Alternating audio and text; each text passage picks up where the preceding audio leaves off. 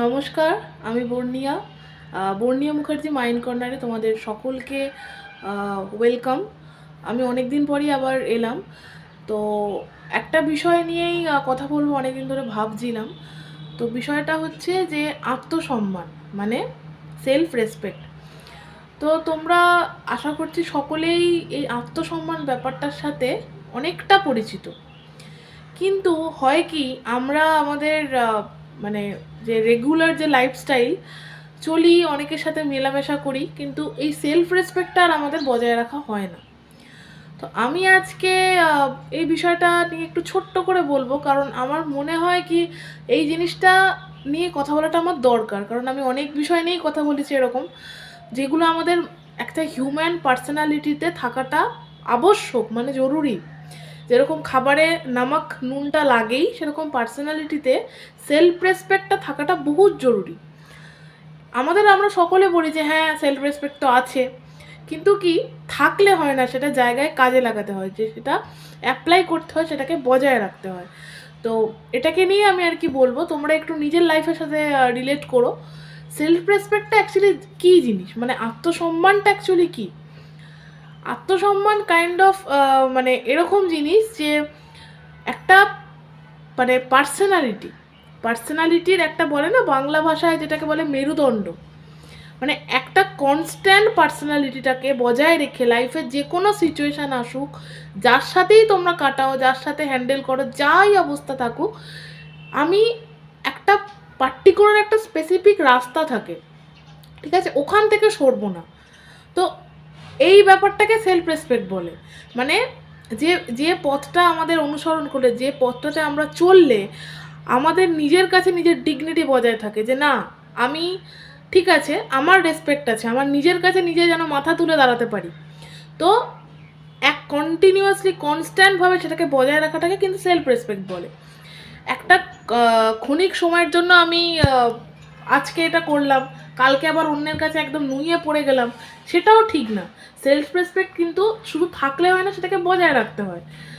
তো এবার দেখো, তোমরা এখন যার সাথেই থাকো, যার সাথে ডিল করো, বন্ধু হোক, কোনো রিলেশন হোক, কাইন্ড অফ যারাই হোক, ইভেন ফ্যামিলিও তাই, আমি বলি এটা থাকাটা জরুরি। কারণ তোমরা হয়তো তোমাদের অতিরিক্ত ইমোশন, বলো ইমোশন অ্যাকচুয়ালি অতিরিক্ত আমি ভাবি না, আমি নিজেও তাই, যদি অতিরিক্ত মানে অতিরিক্ত ইমোশন তোমাদের ভাষায়, কিন্তু কি জানো তো, মানে হয়তো তোমরা সেটাকে বেশি প্রকাশ করতে গিয়ে তোমরা হয়তো আজকে প্রচুর রাগ টাগ দেখালে, না না এটা ঠিক না, আমি সরে আসবো এই ব্যাপার, আবার কালকেই তোমাদের সকালবেলাতেই, বেশি দিন না, সকালবেলাতেই মনে হলো যে না, মনে হচ্ছে মানিয়ে নেওয়াটাই ঠিক।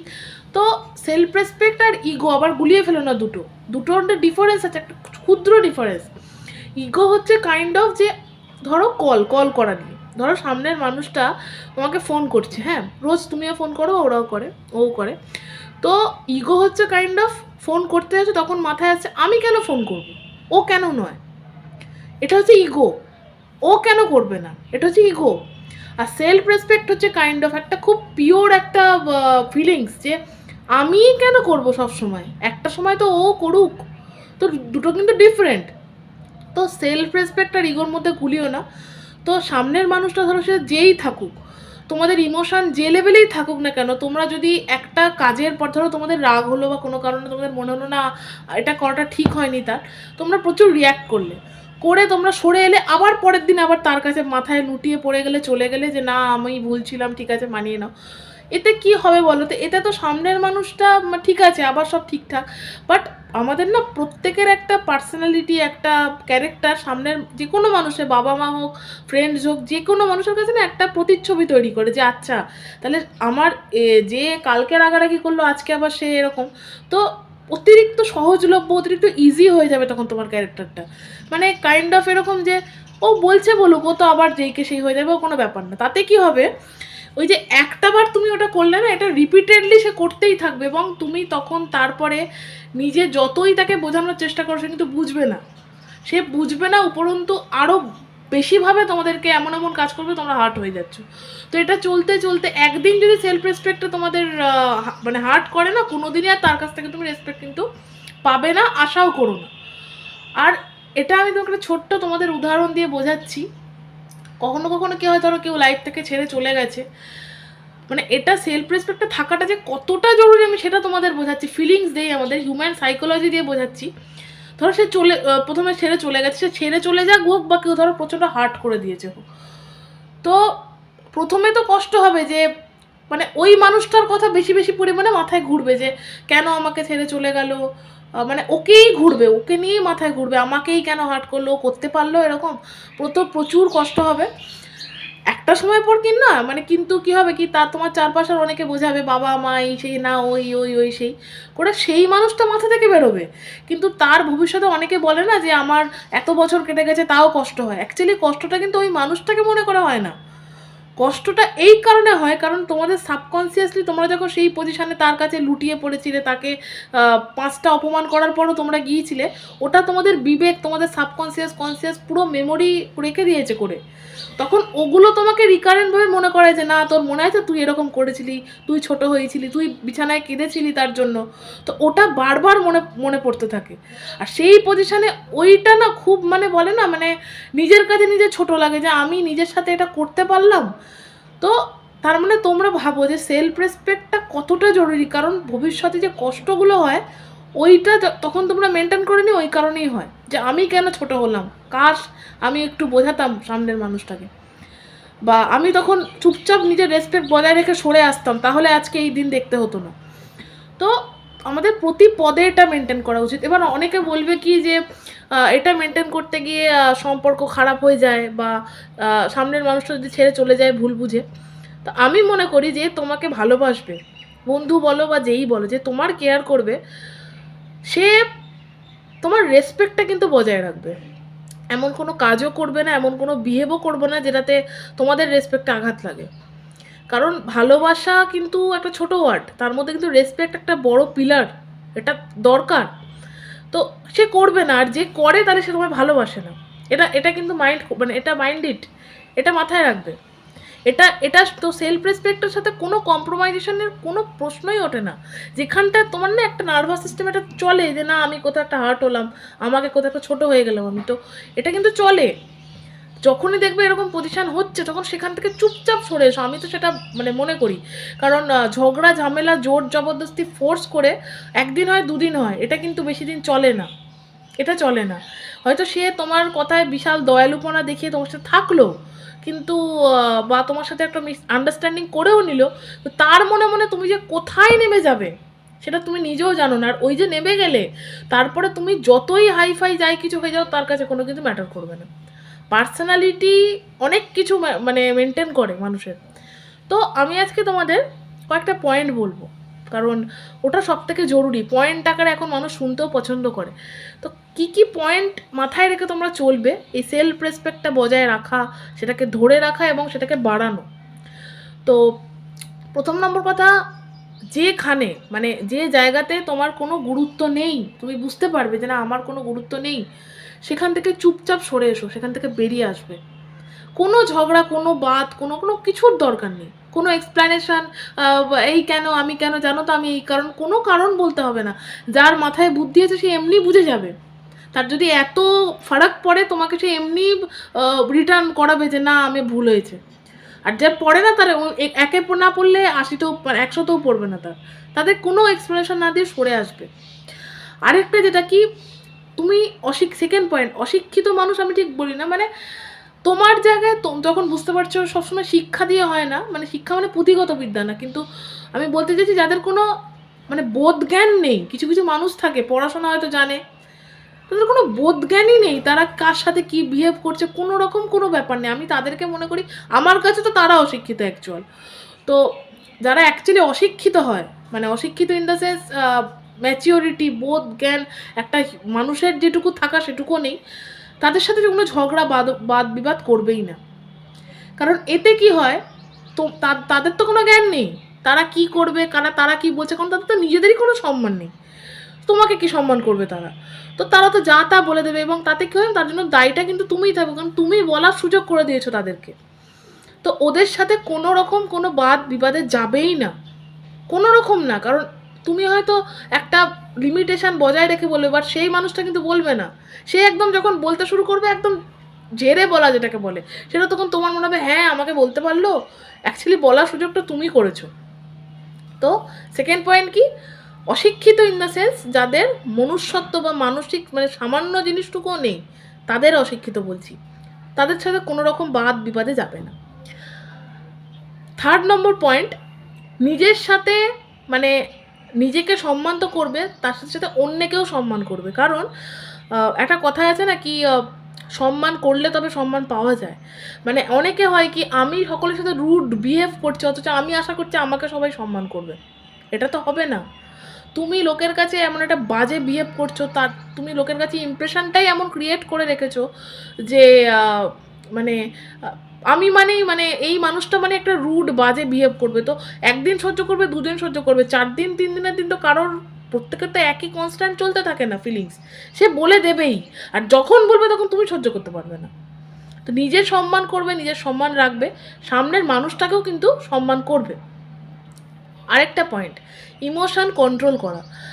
ইমোশন কন্ট্রোল করা মানে কাইন্ড অফ মানে ইমোশন থাকা বলে, ইমোশন আমি মনে করি ইমোশনলেস মানুষ তো আরেক মানুষ হয়, মানে ওদের সাথে থাকাই যায় না ওদের সাথে। কিন্তু কি একটা লিমিটেশন। আমি আমার মনে হয় আমার কাঁদবো তো আমি আমার ইচ্ছা হলে কাঁদবো, আমি আমার ইমোশন আমার কন্ট্রোলে, আমার মনের সমস্ত ফিলিংস আমার কন্ট্রোলে থাকবে। অতিরিক্ত এমন কিছু করব না যার জন্য আমার নিজের হার্ম হয়ে যায়। আমি মানছি আমি এত মানে এই কথাটা বলছি বটে, বাট এটা সবসময় বজায় রাখা সম্ভব হয় না, কিন্তু চেষ্টা করবে এটা বজায় রাখার। নিজেকে নিজে বোঝাবে যে এটা আমার এখন করা ঠিক না, আমি কার জন্য কাঁদছি। এত এত অতিরিক্ত ইমোশনাল, এত অতিরিক্ত আমি হয়ে গেলাম যে লোকের কাছে এতটা মানে ইমোশন কন্ট্রোল করতে না পারলে কি বলো তো, তোমরা জায়গাও ভুলে যাবে যে কোথায় কি বলছি, কতটা বলছি। এমন আউট হতে শুরু করবে যে তোমাকে মানে তোমার যে তুমি যে রেগে গেলে এরকম করো, কাঁদলে এরকম করো, হাসলে সবাই একবার বুঝে গেলে তোমার উইক পয়েন্টটাই বুঝে যাবে। আর উইক পয়েন্ট যদি একবার বুঝে যায়, ব্যাস হয়ে গেল, সেলফ রেসপেক্টের পুরো ধাজিয়া উড়িয়ে দেবে, ও কিছুই রাখবে না। আর তোমাকেও ঠিক সময় হলো একই কথা তোমাকে শুনিয়ে দেবে যে তুই তো এই হলেই একটুতেই এরকম করে দিস, এটা কিন্তু ঠিক না। তো ইমোশনটা কন্ট্রোলে রাখবে। তোমার কাঁদতে ইচ্ছে করছে, তুমি একা কাঁদো সকলের সামনে, এটা না আমি খুব মেনটেন করি। মানে খুব কাছের মানুষ মানে বাবা মাই ধরো, বা তাদের সামনেও কখনো কখনো আমি না বলতে পারো মানে কান্না পেলে খুব বেশি হলে আমি হয়তো মনে হচ্ছে না কাঁদতে হবে, আমি স্যাড সং চালিয়ে, মানে আমি আমার কথা বলছি, আমি জানি না ঠিক না ভুল, বাট স্যাড সং চালিয়ে আমি কেঁদে রিলিজ করে আবার সামনের মানুষের কাছে যাই। কিন্তু ওই কাঁদতে কাঁদতে কারোর কাছে ওই জিনিসটা আমি কিন্তু করি না, কারণ এটাতে কি হয় আমার নিজের মানে ছোট হয়ে যায় আমার কোথাও মনে হয়। আরেকটা কি, সেলফ রেসপেক্ট কিন্তু মানুষ কিন্তু খুব দেখে প্রত্যেকটা মানুষকে, আর মানুষ মানে লোকের না কাজটা খুব দেখে। তো মুখে না যে কোনো যে কাউকে যদি কোনো কিছু কমিটমেন্ট দাও রাখার চেষ্টা করবে, যদি কাউকে একটা টাইম দিলে এই টাইমে ওটা রাখার চেষ্টা করবে। তোমার মুখে যদি কোনো একটা কাউকে কোনো দায়িত্ব দাও বা কোনো কিছু কাজে করার চেষ্টা করবে। অ্যাকচুয়ালি সেলফ রেসপেক্ট বা সেই লেভেলের হাই পার্সোনালিটি যাদের হয় না, তারা একটু কথা কম বলে, কাজটা বেশি করে। তো অতিরিক্ত কথা বললে না মানে বলে না ওই একটু বেশি সস্তা হয়ে যায়, ওটা হয়ে যাবে। আরেকটা ব্যাপার, নিজেকে তো কারোর কাছে অতিরিক্ত সস্তা করবেই না, মানে এরকম যেন ফিল করে যে তুমি অলওয়েজ অ্যাভেলেবেল। আমি জানি ভালোবাসলে কাছের মানুষ হলে মানে যতই ব্যস্ততা আসুক টাইম বের হয়েই যায়, বা আমরা করে নিই বার, দরকার হলে ঘুম যায় ভার্মে। কিন্তু কি আমি মনে করি একটু মানে ওটা রাখা উচিত জায়গাটা, মানে অতিরিক্ত অ্যাভেলেবেল না করে দেওয়া উচিত। একটা সময় পর অতিরিক্ত অ্যাভেলেবেল মানে হয়ে গেলে না মানুষের একটা স্বভাব, তখন জিনিসটাকে ঠিক আছে ওটা তো আছেই, ওটা পরে দেখছি, আগে এটা দেখি, এটা হয়। তো ওখানটা একটু বজায় রাখবে।